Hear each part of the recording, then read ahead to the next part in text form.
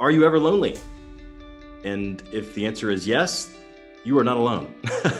In fact, let's look at these staggering statistics.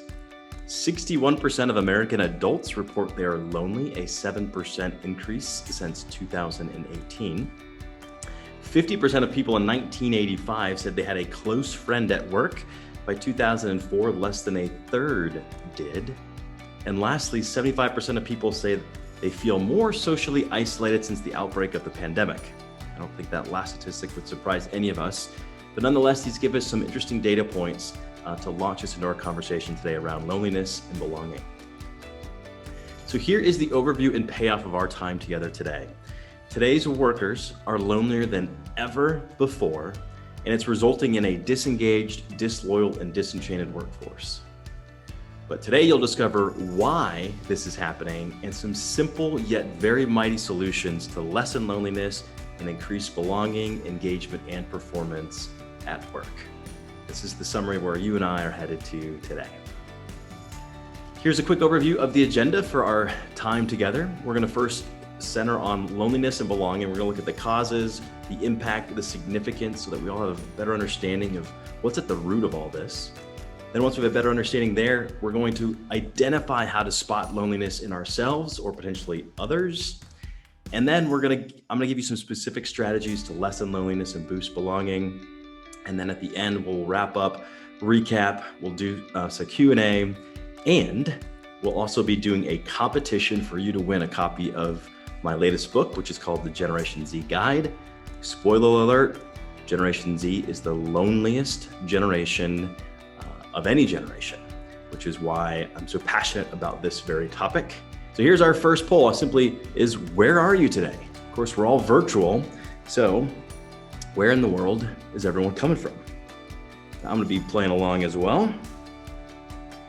And you have to pinch in. I know this is a big map, so you might have to pinch in, zoom in to make sure you get the right spot. I'm coming to you from Atlanta, Georgia.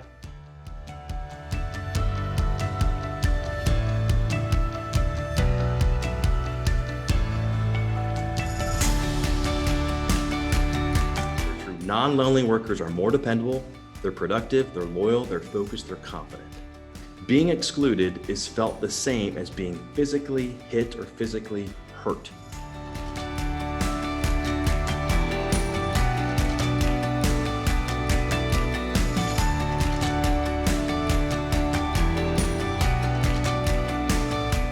No matter where you are in the world, no matter your generation, these are the three things that are the hidden operating system of our work and our personal lives. And more inclusion is the goal. We must close the distance between people by being more curious and less certain.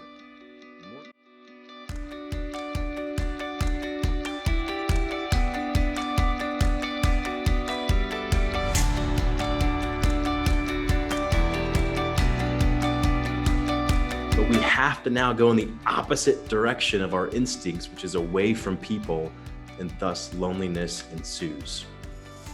So this is the paradox of the pandemic, and why so many of you are experiencing the daily and weekly loneliness is because we want to go help, but at the same time we have to keep our distance, and it's so conflicting for us as humans.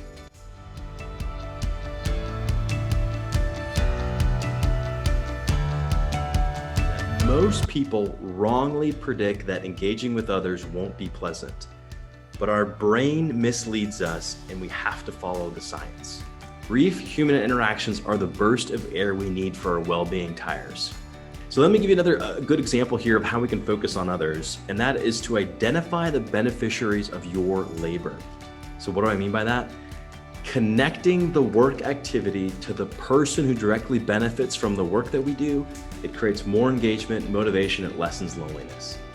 So the faster we can create if we can create a straight line from the work that we do to the people, the actual person that benefits from our work, the more fulfillment we'll find at work, more engagement, the lessen the loneliness, right? It's a way for us to focus on others. And so how do you do that? Well, you simply ask why repeatedly. So here's how it might look. Here's how to build a rapid, high-quality connection. Number one, look for uncommon commonalities. So these are similarities that you share that are rare. So an example might be you don't just connect with someone who's a fan of marathoning, but ultra marathoning, right? The rarer the commonalities, the deeper the connection, the better the rapport.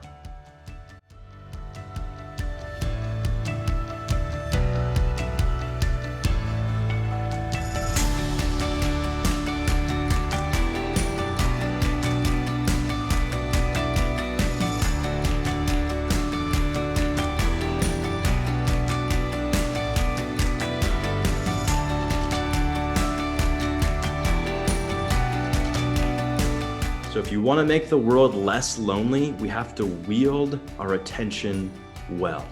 We've got to wield it undivided, and we've got to wield it fully, because it, my friends, is one of the most valuable resources on the planet.